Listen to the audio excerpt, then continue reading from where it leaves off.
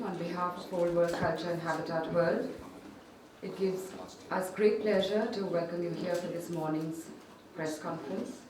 It is our privilege and pleasure to welcome back again at Habitat World Mr. Naseeruddin Shah, and for the first time we have Ratna Pathak Shah and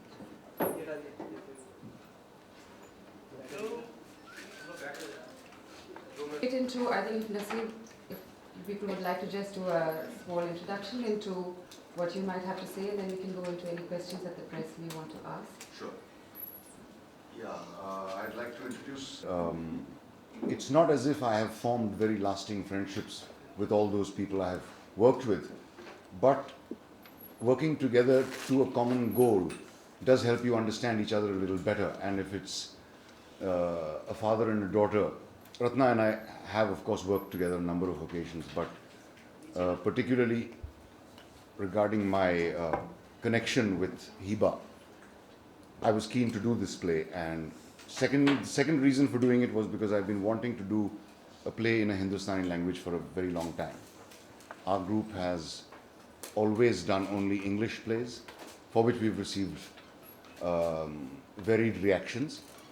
And the last one I did was an Indian play which was in English, which was called A Romance for Ruby, but which had a mixture of languages of Parsi and Gujarati, Hindi, a little bit of Marathi, etc., which is a flavor I like very much. I think it rings true because that's the language we all really speak. But I was on the lookout for a Hindustani play, which is difficult to find. Playwrights in Hindi or Urdu are few and far between. And so I stumbled upon these stories by Ismat Chugtai, along with which I read a quotation of hers, where she said that when I write a story, I feel as if I'm talking to the reader. They are listening and I'm talking, and sometimes they agree, sometimes they disagree, sometimes they get upset, sometimes they walk out in anger.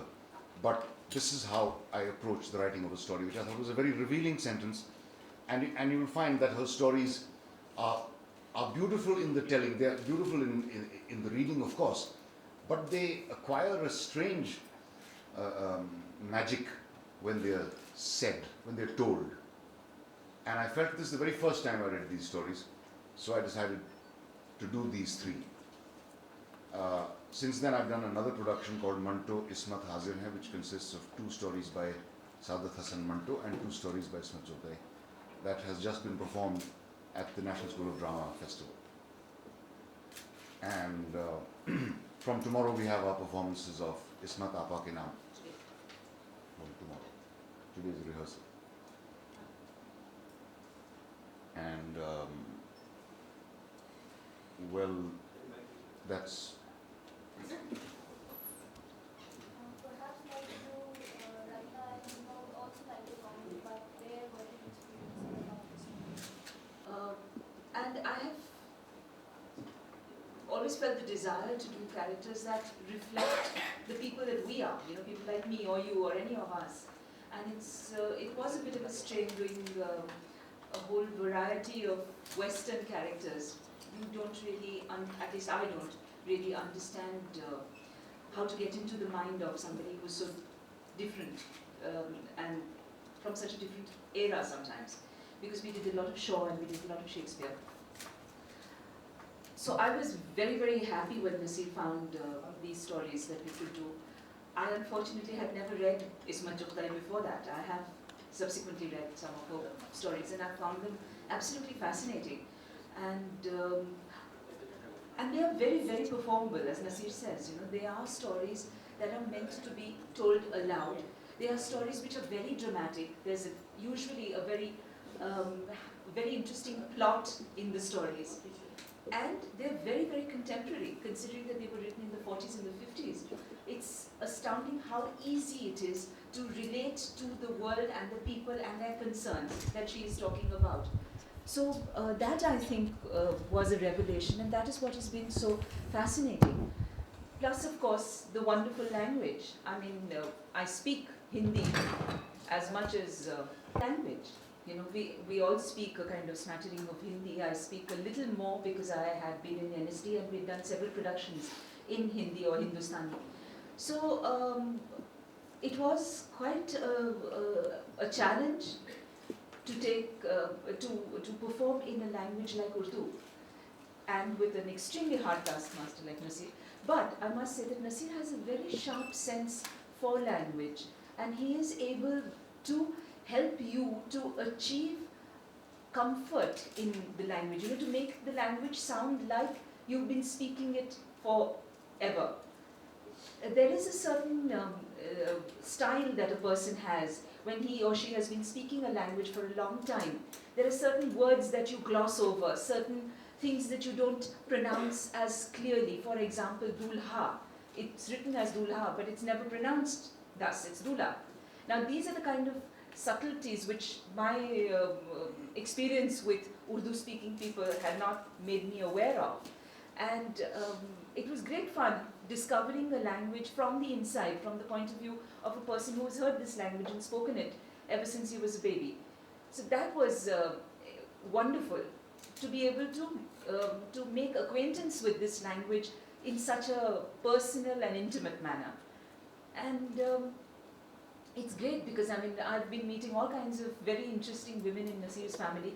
His family seems to be full of characters of all kinds, and the women particularly are absolutely fascinating. There are some who are really big and brassy and sort of forceful, and then there are others who are extremely elegant and gentle. And so the whole variety exists in his family.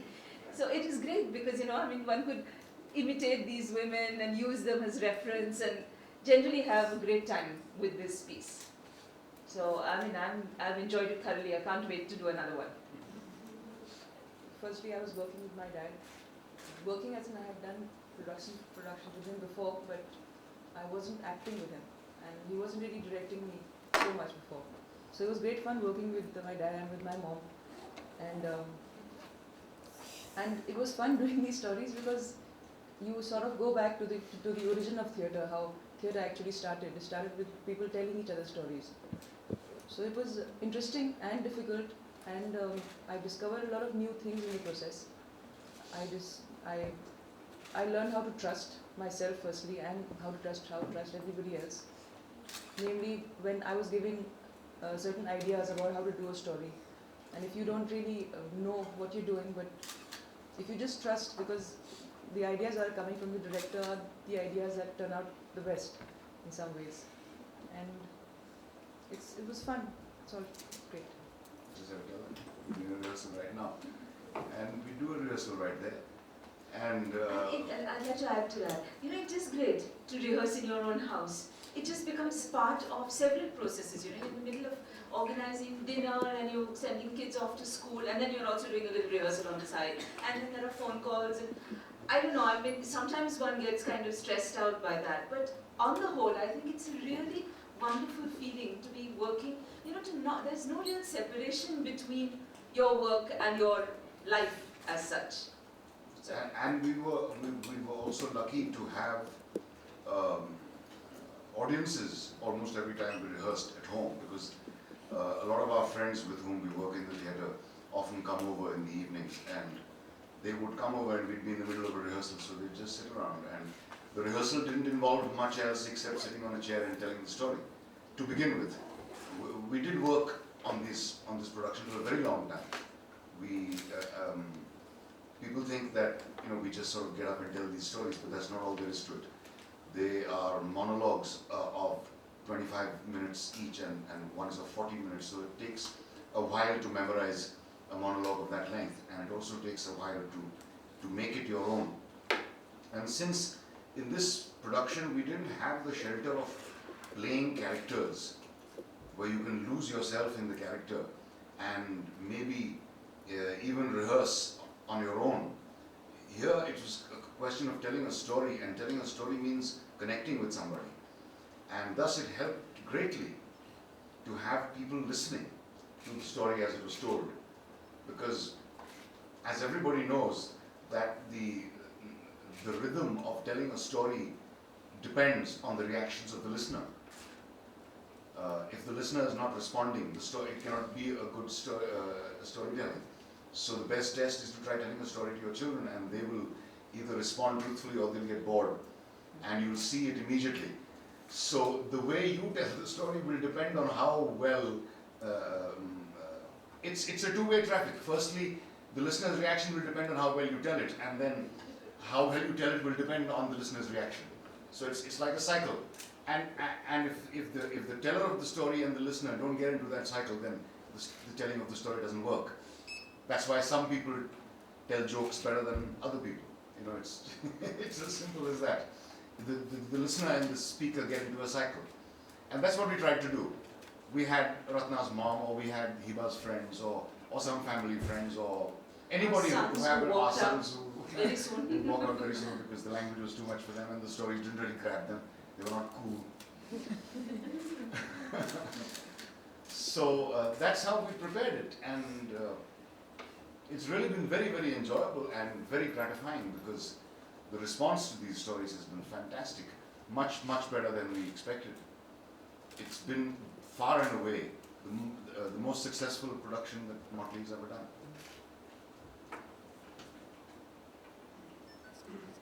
I had no idea of her greatness as a writer, and I discovered her writing in an English translation I belong to, and a milieu which I understand and which I love, and the people she was talking of. I thought that if these stories are so beautiful in English, literation I don't read Urdu that well, I read Hindi, so I got a copy, and I intend to do more. But these 3 stories just decided, and then I decided on 3 more, which I'm going to embark on now, plus 2 others which we've already done. How is it, because you brought this last year, Yes.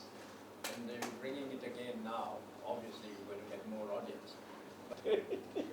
And so, well, if there's I mean, we wouldn't mind coming back to perform this in Delhi, actual Haveli, and have the Jama Masjid audience say that these stories get to the people who they're about. No, I was coming back with the same question. Production, back to the habitat, Yes. and and I have already embarked on, but I feel enriched at having discovered this literature, and I don't mind admitting my ignorance and not having discovered it all these years. Was it through Mantu, was it through Chugtai that you came across Mantu also? Or was that long No, they were friends, in fact. They were contemporaries and friends. Mantu died many years earlier than her. He died at a very young age. He was about 43 when he died. But they were very close friends and associates and admired each other's work. And She's asking if you discovered Mantu through Ismat Chugtai, exactly. Through the mention she made, I'd heard the name Mantu, and I knew the synopsis of a few of his stories, like everybody does, the very shocking ones. But I hadn't read any of his work. But then, when I read what Ismat Appa writes about him, then I decided to read him. And then through Mantu, then somebody else has suggested other people. And so I'm in the process of discovering writers like Krishna Chandra and Rajinder Singh Bedi, who actually I should have discovered many years ago, but better late than never. And what about the whole process of converting what is purely prose into a script? That's the amazing thing, that we have made no changes Yeah. in how the writer wrote it. Because it's like with the Yeah, it's a storytelling. It's not transformed into a play. When there are many characters being talked about, all those characters don't appear. Only one person tells the story, and that person becomes the character they're talking about, in as much as you become the dragon or the princess when you're telling a story to your child.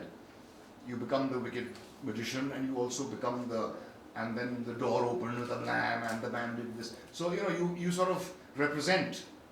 So that's the way we've approached this production. So you haven't sort of added your own dramatic No. things to it at all? No. We just let the story speak for itself. We've enjoyed ourselves telling the story as actors, no doubt, but we haven't changed a word. We've stuck to exactly what the writer wrote, and we thought we'd let that speak for itself, and it does.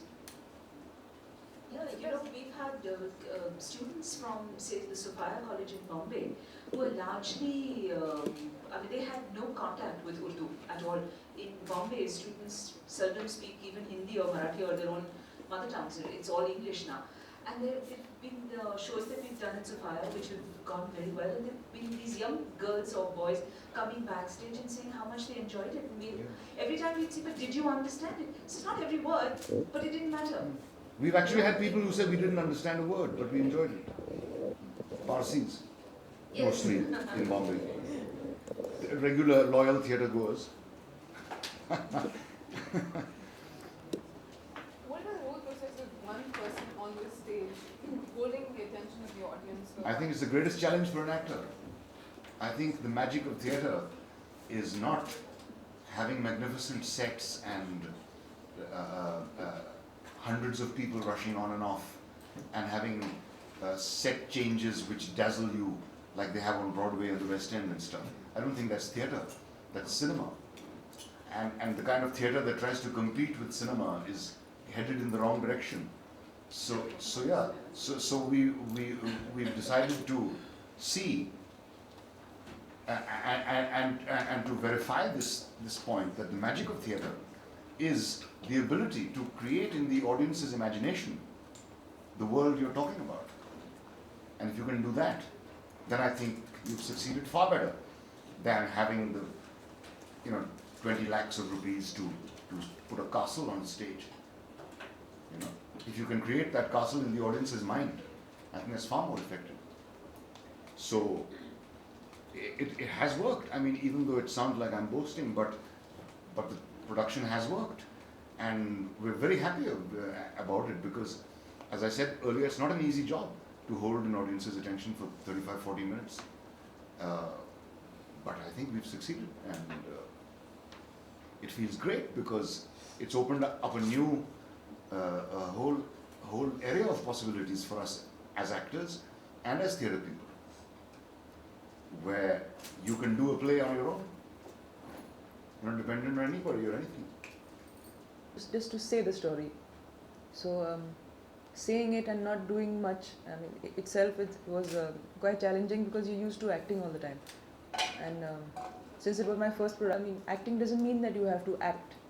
If you just relax, probably the audience relaxes, and if you just tell the story, the challenge is, I mean, your job is to get the story across to them. And it was lots of fun because, like I told you, I discovered a lot of new things, and gradually a lot of new ideas came up. And where Papa also said that at places where you feel where you feel that you have to do something, where you have to do an action, you do it then. And that's the correct action. Instead of planning it from beforehand and then thinking that when I get up, I'll do that, and I'll look this way and I'll do that. So I try not to do stuff like that. And it works, and it's great fun.